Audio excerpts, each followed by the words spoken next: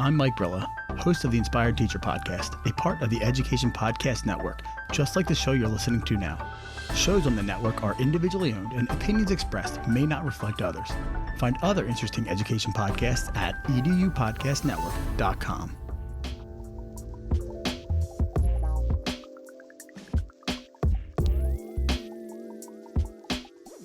Hello, everybody, and welcome to another great episode of My EdTech Live. I am excited to be back here with you all today. I know I was here last time with you last Saturday, but we had a great week, a great event at TCEA this past week. But this Saturday, as always, excited to be here with every single one of you all today. And thank you all for joining us live. Those that are joining us today, I really appreciate you all for making My EdTech Life what it is today. We really appreciate all the likes, shares, and follows, all the great comments.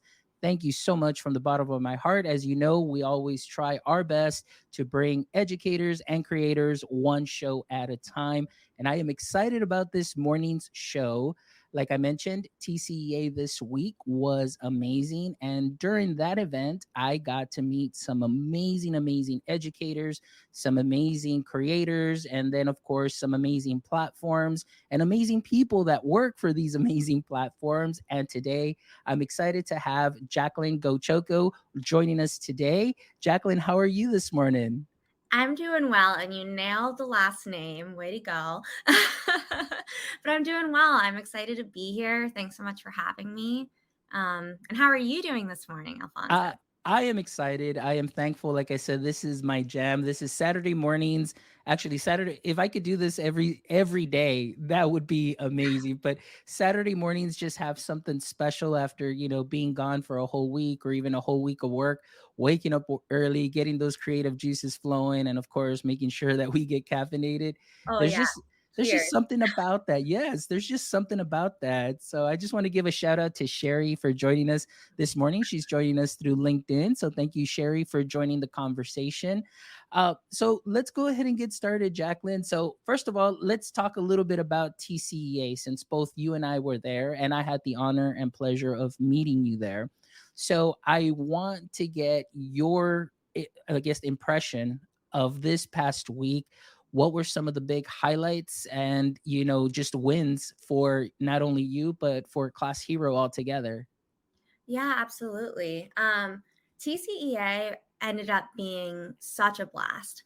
This was our first time going to TCEA, and we weren't quite sure. We're a startup, right? And I've been with ClassHero since this past summer, and I wasn't actually involved in the ed tech space before that. So I've been kind of figuring out, I'm the director of sales and marketing. I've been trying to figure out where we belong, where we should be going, what conferences we should be at. So TCEA was one that was obviously on our radar. We did something a little bit different this year by going and not actually getting a booth. So instead of having a booth, we wanted to be able to attend some sessions. We went with our partners at Via Ed Consulting, Rocio del Castillo and Julia Clout. They're the two incredible women that wrote Teaching Reading in Spanish. So we went together since we've been partnering. We're math, they're reading. And it ended up being such a incredible time. We met some of the smartest people and attended. One of the really standout talks that we went to was with Holly Clark and her Chat GPT talk. I'm not sure if you went to that, but there was standing room only. And I just love how these speakers, they go straight to these topics that everyone's talking about. They go through the pros, the cons. They say the things that we're thinking, maybe the things that we're afraid of. I think that that's really exciting, especially being in this tech side of things. And as you know, one of the biggest things that we did with TCEA is this superhero platform, right? I don't know. I was expecting your superhero poster to be behind you or something, Alfonso.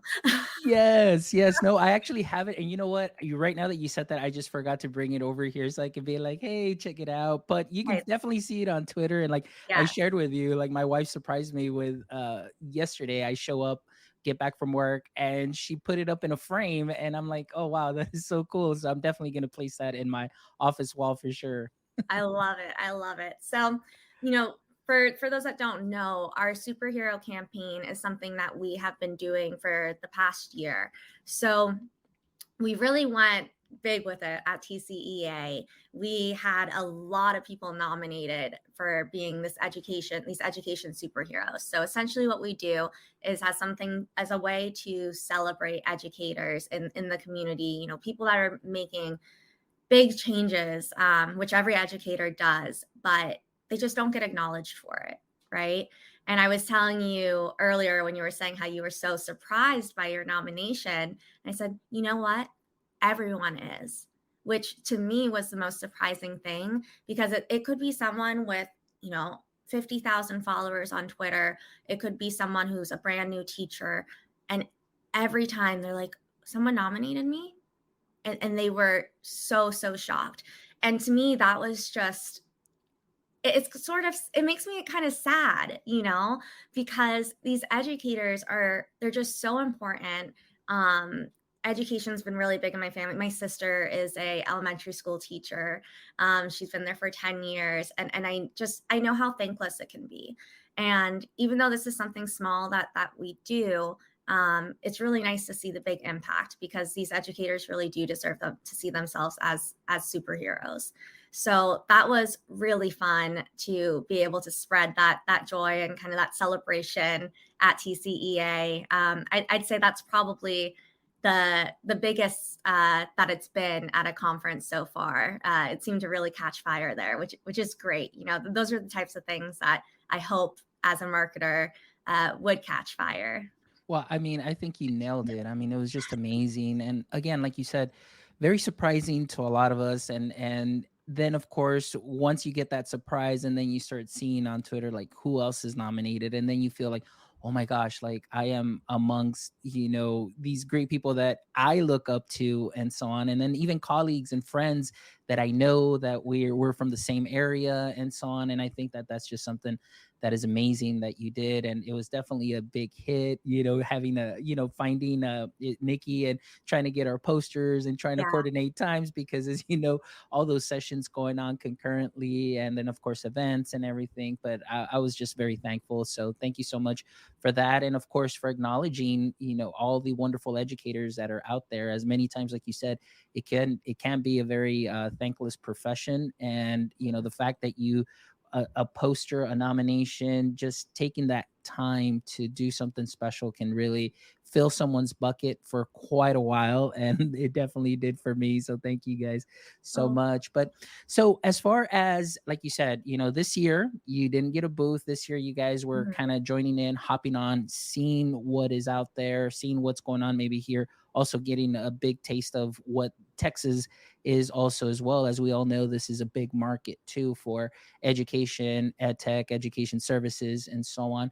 So for yourself, getting, because you are in Brooklyn right now, and Yeah, then coming to Texas, I know you have worked with a school district here in Texas, and actually here in South Texas, just maybe about 30 minutes away from where I live. So tell us a little bit, maybe just from your perspective of what you've seen, the difference, maybe from conference to conference, maybe from state to state. What is it? Maybe is there something unique here in Texas that you see that there may be a little bit more of a need of? And is there something that maybe you see that we may already be doing well, and is something that can spread as well?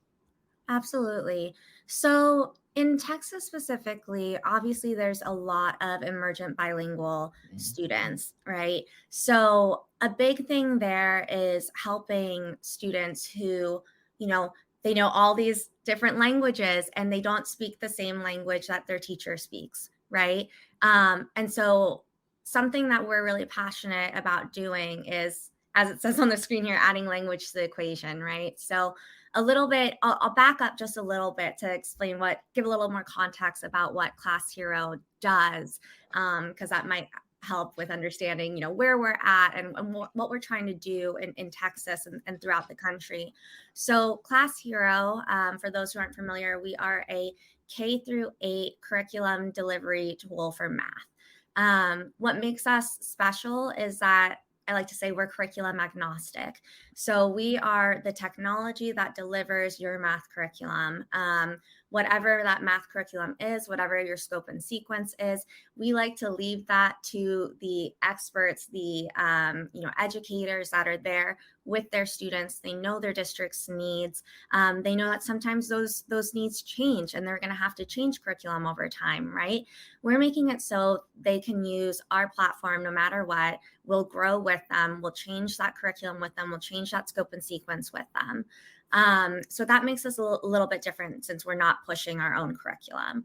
Now, where we make it more accessible to the students is this curriculum's delivered. So we do 10 minutes of active practice, meaning these kids cannot be put on a computer and left to the computer, right? Or like put there in silos and being taught on a computer for the whole math session. We've really found that the 10 minutes of active practice, meaning it will pause if the kids aren't going, or if they're clicking through too quickly, right? Random answering, that it really times that.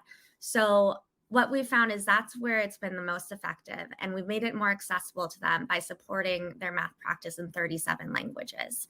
So 36 of those languages are all supported with voiceover audio narration, and Spanish is fully supported in text, video, and audio narration. So the reason why we've chosen to have that voiceover narration is because so many students are not literate in their native language, since most schools right now are, they teach reading and writing in English. So oftentimes we'll have students come in and they'll think, oh, yeah, they'll think they're bad at math, right? And when you are a first grader or a kindergartner, and you're already incredible because maybe you speak Tagalog and you speak Spanish and you're learning English, and you're also learning how to add and subtract and divide, and maybe they think, oh, I'm not any good at math, right? Because they just didn't have the support and the accessibility that they needed to access the curriculum. So we're really passionate about filling in that gap. And then I'd like to add where the poster campaign comes into that picture, which is as the kids are doing those 10 minutes of active practice, they're rewarded for their practice. So how they're rewarded is they're working towards these hero cards.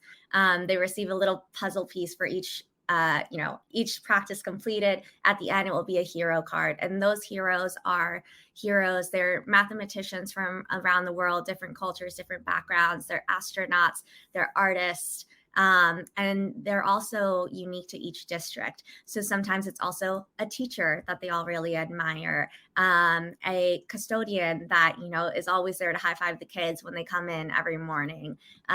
Sometimes it's Spider-Man, sometimes, right? So they're really custom to the district. But what's really important to us is that the kids will look in and they say, oh, that astronaut looks like me, right? And they see themselves in math and in this curriculum. So that's really a little more about what we do. So in Texas specifically, obviously we're out there, and we know there are so many students that can use this, and also so many teachers that can use this, because they're doing the work right now, right? They're spending 3 extra hours every day finding these other resources to make their curriculum accessible to their kids. They're translating things. They're going on Google Translate and translating it, doing the best that they can there. They're going and they're finding all of these dependent skills on their own and saying, okay, this group of kids, they're 2 grades behind and I need them to practice this dependent skill. Okay, these kids are actually really far ahead and they're getting really bored in class. So I'm going to put them over here on this thing. These kids, they really need that one-on-one time, right?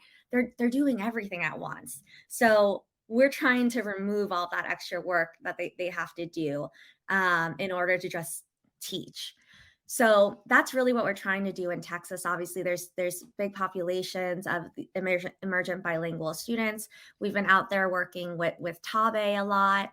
We recently sponsored the Tabe Officer Installation Dinner, which was an incredible, it really was an honor to be part of. It was just these the officers and some past officers, and I got to sit there with them. I sat across from Sochi, the new president. Her story is incredible. You should have her on the show if you haven't already. Mhm. But I got to hear how much of an impact Tabe specifically has made on the rest of the country and on Nabe, these Texas bilingual administrators and educators, and them just sharing their stories and the just incredible things that they've overcome to even create that organization and to be in these positions to help their students. So we're really riding that wave. We're a tool to assist these incredible educators that are already doing this. We saw this need that has arisen to where we're saying, okay, you know, you're doing the hard things and we're trying to make that a little bit easier for you. We're trying to make it so, you can access these kids because these kids deserve the best, right? I feel really passionately about students who really passionately, especially about not making this about English, right? And I know I'm getting off track now, but now it's just this is why I'm here, right? This is why I'm at ClassHero specifically. My family, my dad's first generation. My family came over from the Philippines. That's what Gochoco comes from. When my grandparents, my Lolo and Lola came, they moved to Pennsylvania, and let me tell you, they were probably the only Filipinos in all of Pennsylvania at the time. And they spoke 5 different languages and they had 10 kids. The kids all spoke English. To this day, they all speak English. And it makes me so sad, then I go to college and I'm studying Spanish, right? But they didn't want their kids to have accents because they just wanted them to assimilate as quickly as Yeah. possible. And even though education was incredibly important to my Lolo, he was a doctor, he was a pathologist. He came over to the States and had to redo all of his certifications. He worked as a truck driver for 2 years to redo everything. Ended as the chief pathologist out in York County Hospital. He sent all 10 of the kids to school, sent all 10 of the kids through college, but did not teach them the languages because he didn't want them to feel siloed. He didn't want them to have accents. And now we have people like, Rocio del Castillo, for example, right? Yes. Who are really pushing this asset-based approach, saying, no, these are things that these kids should be celebrated for. And it's more than just posting on Twitter. It's more than just saying, this is great. You guys are smart. It's also taking this extra step of saying, great, you have these extra language skills that can help make, your math, for example, more accessible to you. So let's make sure that's easy for our educators to do. So that's really what we're trying to do. That's why we're in Texas so much, because there are so many incredible educators out there that are trying to do this, and they're doing it. They're chipping away, and we're just trying to make it a little easier for them. Excellent. I love everything that you said because it really relates to my time in the classroom. It's Texas here in South Texas. I know, and I'm going to just put this out there. Oftentimes, people from San Antonio say they're South Texas. I'm like, no, no, no, no. There's still Texas further south, and to the surprise of many, they think like, wow, there's still more Texas 4 hours south of San Antonio. It's like, You absolutely. guys are your own country out there. Oh Yeah.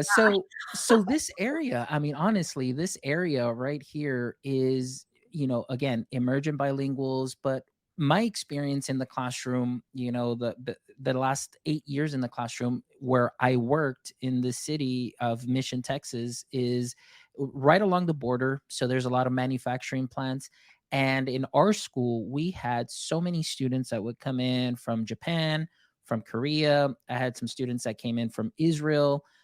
And so there were many different languages. And obviously, the students would come in at a very young age. At the time, I was doing 5th and 6th grade.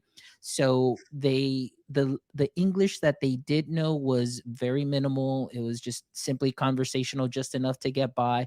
But then for a teacher to help bring that instruction, was something that was rather difficult. And at the time, there wasn't anything available such as what you're offering. And like I mentioned to you, I was playing around with the platform before we even got on here. And I absolutely was just, this is great. This is amazing. And we'll talk a little bit about that. But again, like you said, time.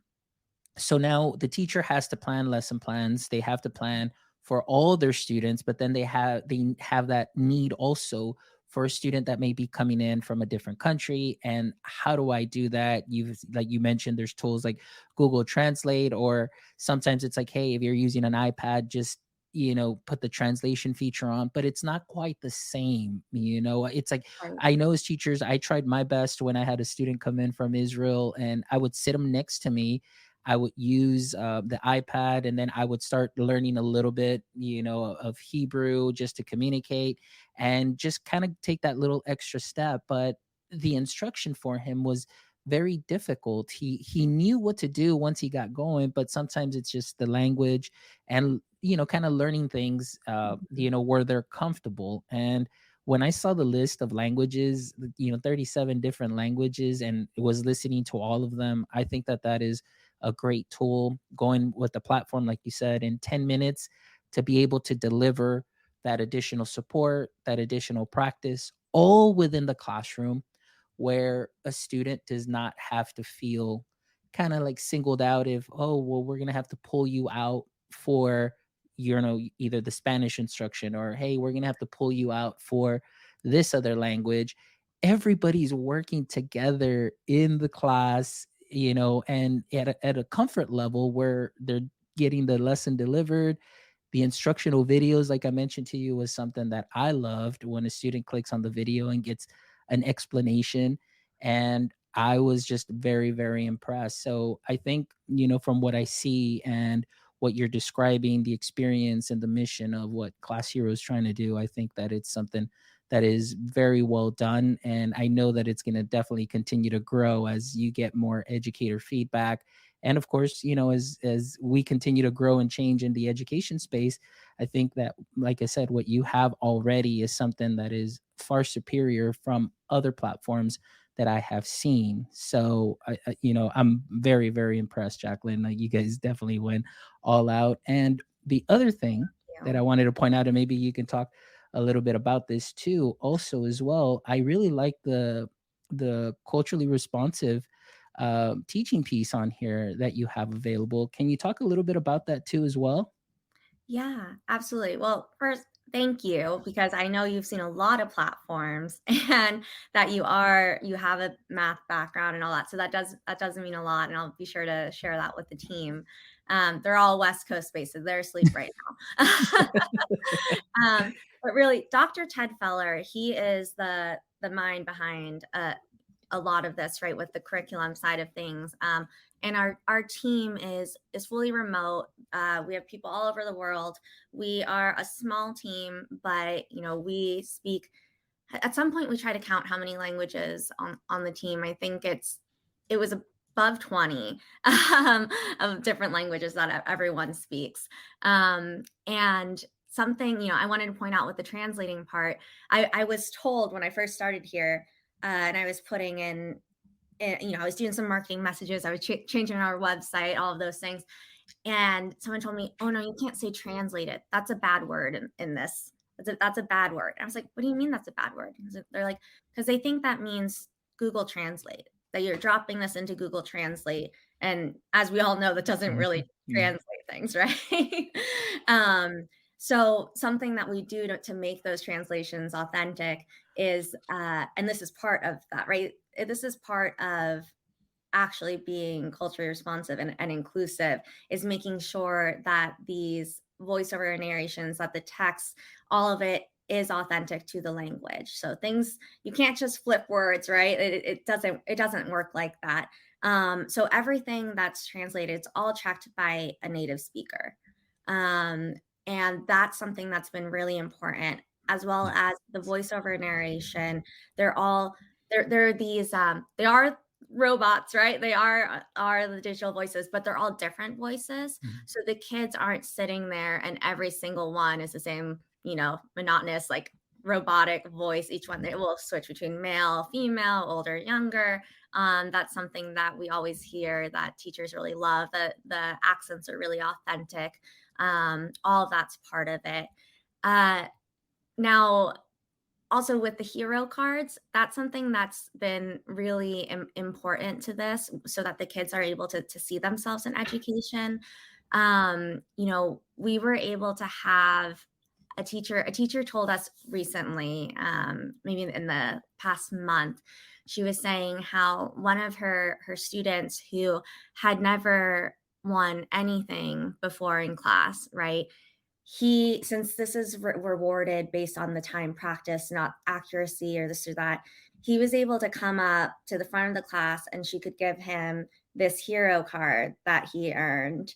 And the kid was just staring at it and looking at it. And she asked him, like, why'd you choose that hero card? And he's like, oh, well, looks like me. Right? And that's really the cool things that kids do, and I love that about them. So we have, like, astronauts like Mae Jemison on there. We have, I wish I could share these with you. Like, we have Malala, we have, Kamala Harris out in Albuquerque. We have some ones that are really specific to their district, like the Native American code talkers, for example. And every time they win one of these cards, they get to read a little bit about them too. So we even have teachers who put a little side project on it where when they win their hero cards, then she says, okay, great. When your 10 minutes of practice are over, I want you to go and do a little bit of research on that person and then tell the class about them. So, we're really just involving all of that in this. I'm hoping that over time we're able to add even more things into this program that are, along this line. I know that in the lineup of things that will be coming is some front loading of vocabulary terms.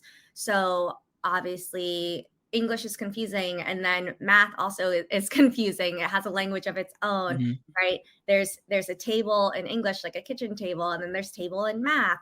And if you are new to the English language, that's going to be really confusing when you're seeing it in an already tough to do word problem, for example. So that's something that we'll be adding in the future. And there's a whole bunch of great things like that. We have several advisors that are looking at the app constantly and seeing how we can make this more accessible, more responsive.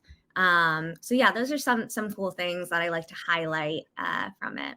And I'm glad that you brought that up because oftentimes the conversation has been here with a lot of guests. We talk about education. And for example, myself growing up, very similar story to yours, first generation.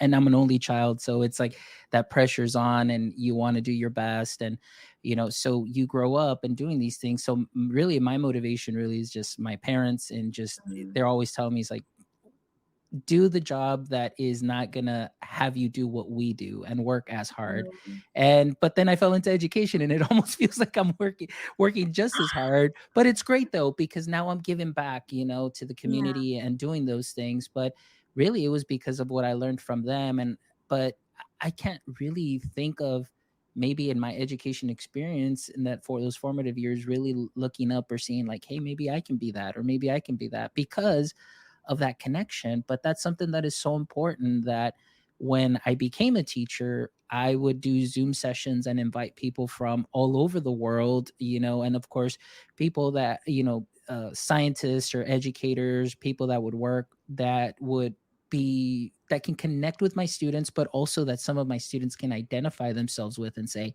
hey, I didn't know that there was, a Hispanic scientist. I want to be a scientist or doing this or doing that. So I love this card piece. And right now, as we were talking, I made sure I downloaded these so I can Oh share. So yeah. you can speak a little bit about this, like you said. So this is something that is amazing. This is just a short little, kind of demo of what is available. But I think that this is something that is great for students to aspire to be, find heroes, do research and say, hey, let's continue working hard and know that I can identify and be that scientist, be that astronaut, because there's Mhm. somebody that looks like me that can do Right. that. So I think that's something cool. So tell us a little bit about here some of these cards that we're looking at. I'm so glad you were able to pull these up because I'm looking at my screen right here at these and I was kicking myself for not sending them to you. I was like, am I able to send these to you right now?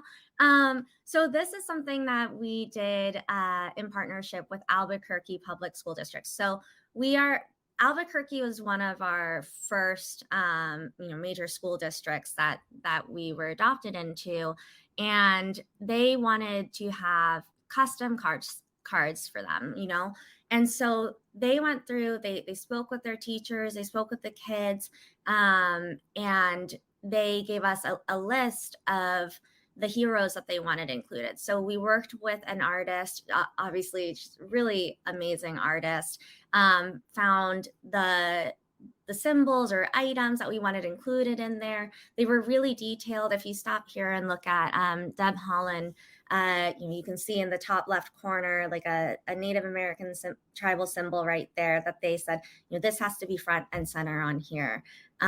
So there's a lot of these little details in there that are really important to the students and the communities that are seeing them.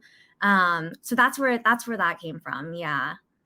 That is so cool. I think this is something that is amazing. And of course, the art and just the way, like you said, you're integrating something, into from culture.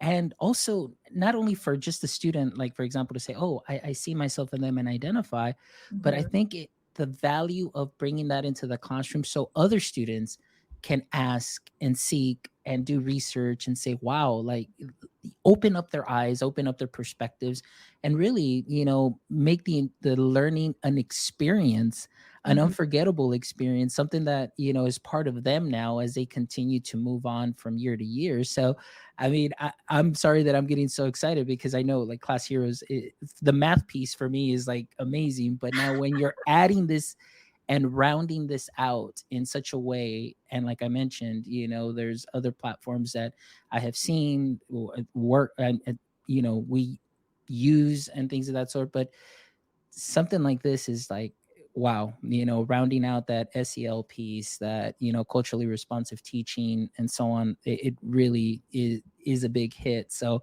I'm really Don't excited about seeing apologize for this. the excitement because I'm the same way. I get so excited about it because I grew up, yeah, I was in California. However, Mhm. where I was sent to school was a a Christian elementary school, and I can say there were not a lot of other Filipinas Mhm. in this school, and I didn't see myself in anything that we learned about, right? And yeah, I just think that it's really special that this is now something that we're all pushing for. It is really important, so I'm also really excited about it. Yeah, most definitely. And then, of course, the math piece. I was telling you about this. I was really excited. I won't share that up on the screen yet because what happened, I think it timed out from the little Oh, student okay. account, and I don't want to, since You went we're over your live. 10 minutes. Yeah, I went over my 10 minutes. So since we're live and everything, but I'll probably bring that up as kind of like I pass on the conversation to you. But one thing that I loved was just the way that Class Hero, like you said, it's agnostic. I saw all the platforms that you work with, so it Mhm, works as that delivery service. And so the practice that I saw at first, I'm going to be honest with you, I was like, oh, okay, I see the problems. And then what happens is with my math mind, and like I said, my style of teaching has changed thanks to our math content specialist. So big shout out to Mr. Richard Palomine. uh, I learned more about the concrete, pictorial, and abstract model, which is, mhm, when you're working with students, you work with manipulatives first before you get into just the standard algorithm. But you build up that numeracy, you build up that number sense, then you show some math with pictures. mhm, Students are able to represent using pictures, and then of course you can move on to the algorithm. And what I love about that is, let's say you get the algorithm wrong, like, you forgot to carry or multiply correctly. But if you did it with the manipulative or the picture, you're always going to get the right answer because you're seeing it. And now you can work on that algorithm and practice and be successful. So I'm going through the practice and I'm like, okay, I see what's going on here. I'm going through the Mhm. problems and so on. And then I said, okay, let me get a couple of these wrong. And then let me go ahead and click on the video. And when I clicked open the video, to my surprise, I was like, this is amazing. This is great because oftentimes you see videos where all they're doing is teaching you that final standard algorithm. But if a student does not understand how to do that standard algorithm or why it's working, I feel that oftentimes they're just mimicking what Mhm. the teacher is doing up there, but they really don't understand what is taking place. But when I clicked on that video, I was like, wow, they're showing how to divide, fractions with uncommon denominators, and they're drawing a number line. And I was like, yes, this is amazing. So that's why I was so excited in the pre chat. And I said, whoever it is that you have doing some of the math or knowing what videos to put in there, please Mhm. make sure you give them a shout out because they're definitely helping students as they progress on into algebra 1 and understanding those harder concepts. So that's something that I really love. So tell us a little bit more just about the platform, what students may be able to see, and I'll kind of see if I can kind of get this going Yeah. while we're talking. Yeah, absolutely. So, we have a incredible team behind that. Dr. Ted Feller, he is our head of pedagogy here, and he is the one. He is so particular about all of the curriculum, all of the skills, about how things are taught, and that it matches whatever those standards are, whatever that school's curriculum and scope and sequence is. I mean, he how they're able to match it is it hasn't been done before. So what they've done is they have broken out every single standard into like down to the skills and have matched that with how that's taught in each curriculum, right? So each one is a little bit different. Each one's going to look a little bit different. And so for the kids, right, they're being taught, they learn the lesson, then they get to our platform, the teacher assigns them the unit or the practice that they want them to work on, and it looks the exact same as what they were just taught. It looks the exact same as what's in their textbook. So the graphs look the same, that all of that does. And what's really great about it too, you said you did a couple that were wrong. um how did you feel when you got those wrong? Do you remember what happened on uh the screen or anything? No, it just really said just like it gave me a little prompt to say, you make sure you use your paper and so on. Uh-huh. And then it just let me go on to the next. I didn't see any X's or I didn't see any like, oh, you failed or you didn't do Yeah. well or anything. It allowed me to practice and I kept going through the practice and got a couple more wrong. And then on my own, I was like, I'm getting kind of these wrong. Let me go and check out the video. But it was great. Like, other platforms that you see is like all of a sudden you get something wrong and it's just like, like a big Yes. X and so on, but not here. Yeah. Yeah, I wanted you to vouch for it because we try to keep it really positive. So when the kids, if they do get something wrong, it will do a little screen shake, right? And then they'll give it some again. If they're continuing to get things wrong, it will serve them, 5 questions to find out what dependent skill they're missing. And then it will teach them that dependent skill. So oftentimes it will then give them a video, right?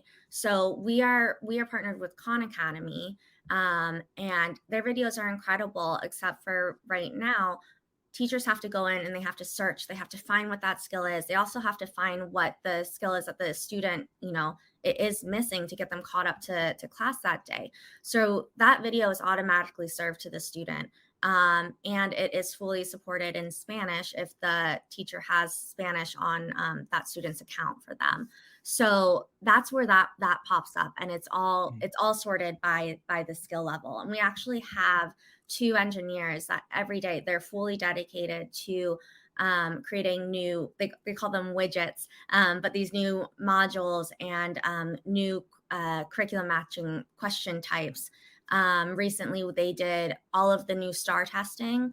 So since star has gone has gone Mhm. digital, students need to learn how to take the test, not only do they need to learn how to, like, what the concepts are, but now they also have to learn how to take the test online. So we've made sure, well, Dr. Feller has made sure, like, he is very diligent about this, that we are aligned with the new STAR test and that the students are able to practice all of that in ClassHero so that they can learn how to take it when that time comes. So we have a whole team that's completely dedicated to this curriculum. So they will be, they're always, they don't get to hear the feedback, just like any educator, right? They don't get to hear the feedback as much as I get to hear it, because I'm out and I'm at these amazing conferences and I'm hearing the teachers tell me, this curriculum is incredible. It matches it exactly, like how this is laid out is, I mean, that's how we teach.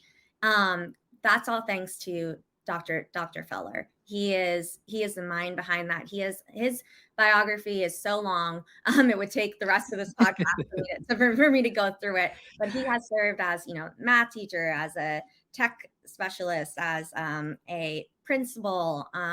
He is, yeah. So that's all to him.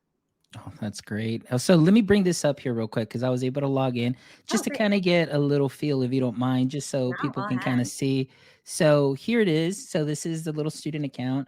Yes. And of course, as a teacher, I can go in there, like you mentioned. So I won't show you the teacher side of this because I don't want to flip through too many screens. But I was able to select what lesson it is that we're going over. But what I love, like you said, I was able to select, okay, like for example, if we use Envision or if we use a program, I Yes. select that program. I'm able to say, okay, what topics are we going to go over and assign? So here is the student side of this. So here's the class topic that we're covering, which is Mm-hmm. divide fractions, which is skill number 1, divide fractions by fractions. And then we'll go ahead and click go. And then you see the little 10-minute timer here, which I had already kind of started playing around with. Uh-huh. So that's why you see it at 8 minutes. But I love this little setup here, the way everything works. It's so very clean. And what I love too is you've got your calculator, you've got your annotation tool, you've Mhm. got your text tool, which is great because, like you said, here in Texas, they want students also to practice on how to use a notepad, how to do the typing. So you're implementing all of that in here too as well, that I like. So let me go ahead and move this here. And then the video part, um, this is a video from one of the last problems that I did get wrong, but this is Mhm. where I told you that I got so excited because oftentimes you see 8/3 divided by 1/3, and all the teacher's going to say cross multiply and divide and so on. But when I saw this explanation here using the number line and showing you're dividing this 8 by thirds and how many jumps is that, I was like, this is perfect because this goes in line with the way that we're trying to teach it in our district, which is using those pictorial models so Mhm. students understand not only how to cross multiply and divide and do the mimicking part. We Mhm. definitely want them to internalize the math and build up that numeracy that's going to help them later on as they move on to, because this is a 6th grade skill that I went Mhm. into. So they go into 7th grade, they build number lines, and they start working with 2-step equations, and then they go into elementary and they still work with number lines and proportions. They're working with slope. So seeing these types of videos there where they can remember those skills and enhance their learning, I thought was something of great value there. So I just really wanted to throw that in as far as some of the magic points that I saw from the platform that I absolutely love. Yeah, no, that's really, really great. And I don't, on that screen too, there are those little fun engagement pieces. Those are all new. So it's a brand new student app that they released this past year. So the student app, they've been able to add in, they've been really focused on the curriculum, and now they wanted to make it even more engaging as well. So the students are, you know, we always like walking the line of engaging but not distracting. We have all of those really important math parts that you just went through, but we also want the kids to want to be on this platform and be learning math. We're really, we always emphasize that we're not a game, but we don't think that kids actually need, like, they love their games, but we do believe that kids do want to learn. and that it's good to get them in that mode where they are feeling challenged. We are rewarding them with the hero cards. So as they're practicing, at the bottom of that screen, there were little coins or the little gems that will pop up, and they'll be rewarded as they go through. The other fun thing that just made me think of with this engagement piece that we do is teachers, the classrooms, teachers can challenge other classes. And so teachers will start monthly challenges where their classes will receive points for their time practiced, and they'll have a little scoreboard up top where it's saying, okay, here's where Mrs. Johnson's class is and Mrs. Hernandez's class is. And I mean, like, people like these kids, I've heard they're like, oh yeah, we have our third graders like trash talking the other, being like, we are crushing you in ClassHero this month, right? And they do little award sessions, and it's really fun. Sometimes we'll send them posters for when they win, or we'll do kind of a March Madness with that. It's just making these kids like love math, and the teachers love it from your side of things too, where right they're seeing, oh, like I can trust this platform. I can trust how it's teaching. I can trust the curriculum because it's our curriculum, that these videos are all matched perfectly.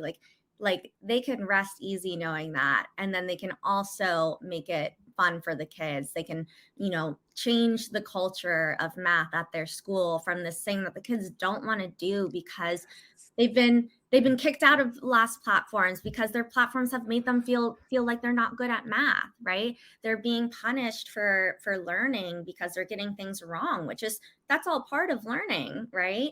So it's really important to us that we want them to just keep practicing. Just reward the practice. Get things wrong. That's great. Get them wrong. Find out where they are, where they need some help. Make that really clear to the teachers. Make the kids want to dive right back in and say, okay, great. Like I need to learn this thing. It will bring them back to where they need to learn it. And then they get to feel that sense of accomplishment. So really, again, it's this whole holistic view of math where we're addressing it from language, from it being a community aspect where all the kids are learning together in one classroom in a tier 1 setting. Like that's something we always emphasize, where we are primarily a tier 1 tool. And we have the tier 2 aspect of it where they can go and they can assign the different skills. They're able to import their NWEA map data as well as their iReady data, whatever the interim assessment data is that the schools or districts use, so that they're able to do those tier 2 things. But we always emphasize we're tier 1. We're trying to help with this tier 1 problem where the students aren't all having access to this universal instruction. And we can't just keep teaching kids in silos, yes. Right? So that's really what we're looking at here. And so I'm really glad that you got to dive into it and kind of see how it is in practice. Absolutely. And I think you hit the nail on the head there as far as, the universal design for learning. One of the things that we in the math department, well, actually through our content specialist, is really like, the use of manipulatives is like, if it's good for one, it's good for all. And then for those students that, feel comfortable, then, they start weaning themselves off. But then you have those supports available for students that may need additional supports. And that's completely okay, because then everybody's familiar with manipulatives, and it's not, again, singling somebody out. The fact that you're in the same classroom with the headphones while somebody may be getting Spanish instruction, somebody may be getting the Japanese instruction, but they're still working on the same math together. I think that's something that's great too as well. And so I'm really excited. Like I said, I'm just so thankful for you, Jacqueline, for joining us this morning and just sharing a lot of the ClassHero awesome sauce with us. And like I said, myself playing with it, I got really, really excited. And so thank you so much for all of that and what you do. So please, before we go into our last segment, which is one of my favorite segments where we wrap up the show, but please tell our audience members or viewers, listeners, how they can go ahead and possibly either get in contact with you or maybe get a demo of ClassHero. Yeah, absolutely. So I'm always available via Twitter. We are at ClassHero app. That is my colleague, Nikki, who you met at TCEA. Shout out to Nikki. She's amazing. She's She is really driving this engine with the posters, especially. So I'm on there on Twitter. I'm always available on Jacqueline, Jaclyn, at ClassHero.com for email. And if they want to try a free demo, or if they want to, they can try a demo account and they can try a trial. If they want to be walked through it, then they can send an email through ClassHero.com. There's a little chat bubble right at the bottom there, and request that at any time. Perfect. Well, thank you, Jacqueline. I really appreciate you sharing. And now we move on to my favorite piece, too, as well, as we wrap up the show. 3 questions for all our guests. So hopefully you prepared, and everybody watching. I always do give these ahead of time. It's not like a surprise, but so here we go. So, Jacqueline, question number 1 to you is, in the current state of education, what would you say is your current edu kryptonite? My current edu kryptonite. You know, I would say I thought about this question a lot, and I was like, okay, I'm going to give a little bit of a vague descriptor of where this happened and all of that. But I went to a event, and I wasn't really meant to be there. It's a long story of how I ended up getting there. But there were a lot of leaders in the education technology world. And these leaders were ones that have been in it for a really long time, big companies, not any of the newer voices. And I'm looking around and thinking, none of these people look like me. Everyone here was, much older, much whiter, much richer.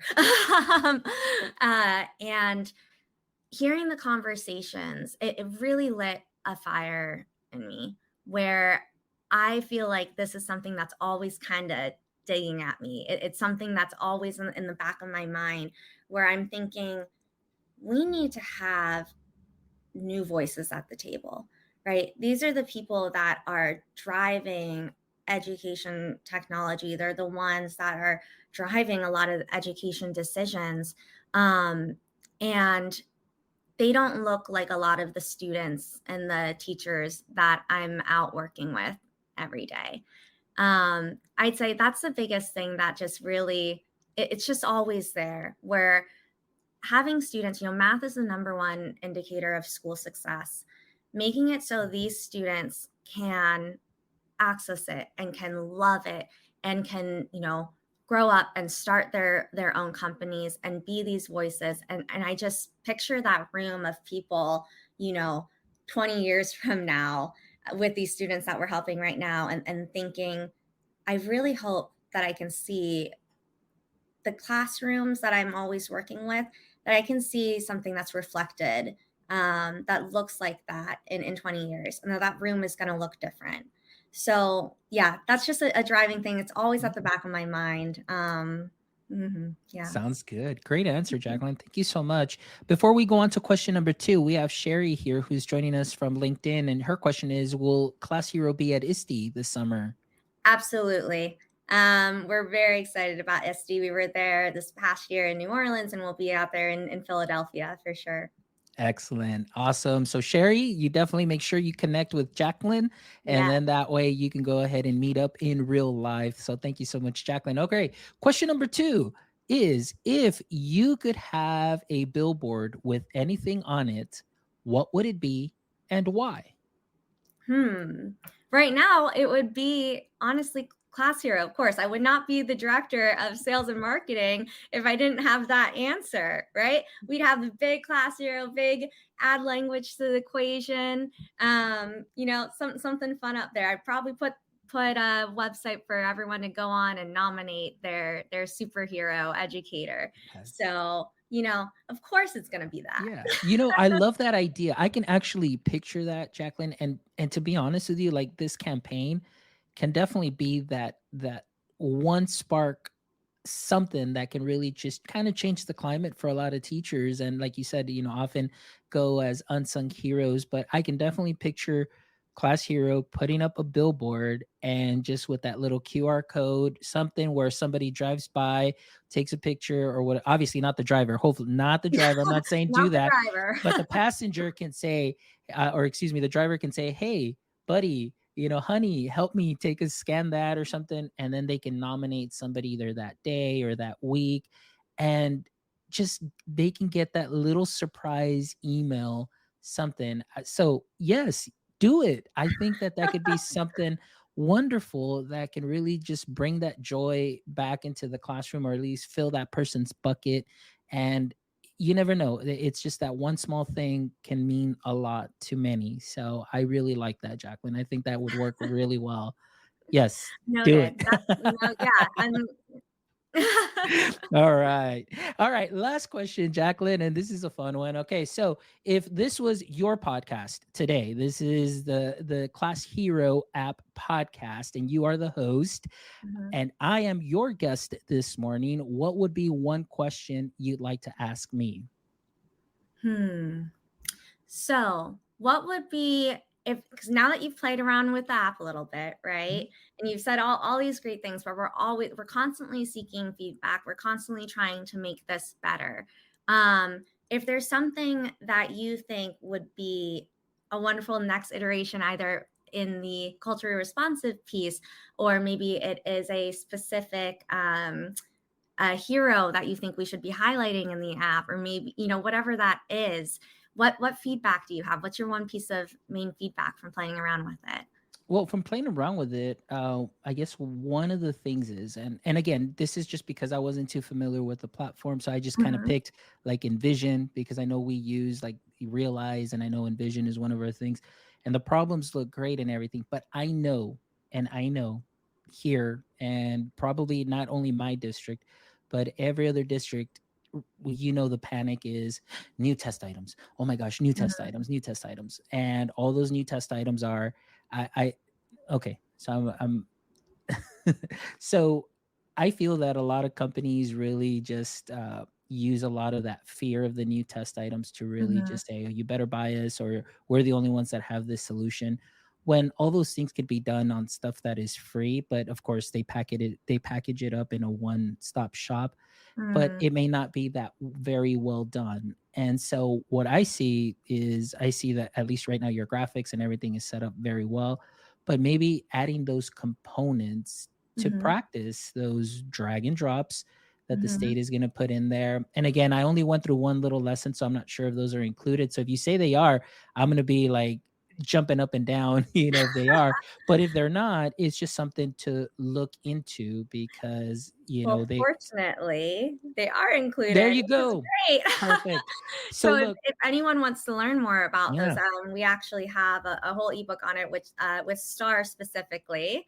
So I was getting excited when you were saying that, because I was like, I know that was something that the team worked really, really Mhm. hard on to make sure that all of that is on there. And then right now they're working on something similar for New Jersey, since New Jersey has they don't use Common Core. They have a little bit different of the skills and testing.